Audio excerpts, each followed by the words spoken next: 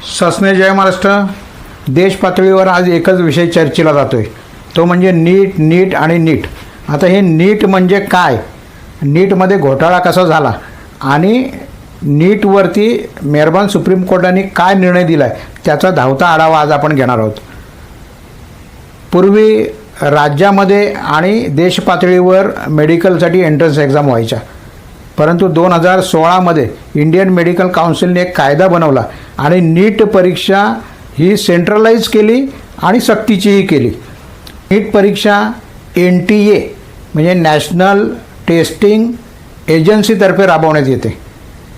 Medical प्रवेशाकरता PCB हा गट घेऊन सायन्स शाखा उत्तीर्ण पाहिजे, त्याचबरोबर नीट परीक्षाही तो उत्तीर्ण असायला पाहिजे.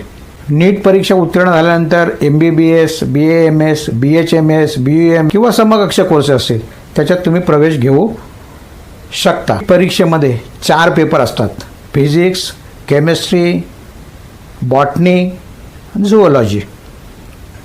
पेपरमध्ये पर्याय दिलेले असतात.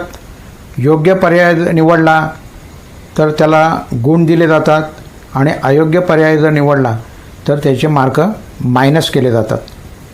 भारतामध्ये साधारणतः सरकारी 361 कॉलेजेस आहेत, निमसरकारी पकडून 661 कॉलेजेस आहेत आणि केवळ MBBSच्या 1,11,000च्या वरती सीट्स असतात. या परीक्षेत जे टॉप करतात त्यांना एअर टॉप असं म्हटलं जातं. AIR ऑल इंडिया रँकिंग असं पकडलं जातं आणि जो टॉप करतात त्यांना विविध संस्था, कंपन्या वगैरे आर्थिक मदत देत असतात. नीटचा घोटाळा काय आहे तो आपण बघूया.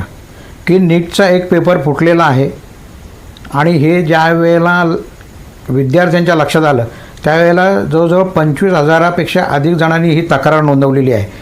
बरेचसे जण सुप्रीम कोर्टामध्ये गेलेले आहेत. CBIतर्फे या घोटाळ्याचा तपास सुरू आहे. मात्र विद्यार्थ्यांचे नुकसान होऊ नये याकरता सुप्रीम कोर्टाने हा निर्णय दिलेला आहे. सुप्रीम कोर्टाने मद्रास IT आणि दुसरे ITमध्ये काम करणारे त्यांच्याकडनं अहवाल मागवला.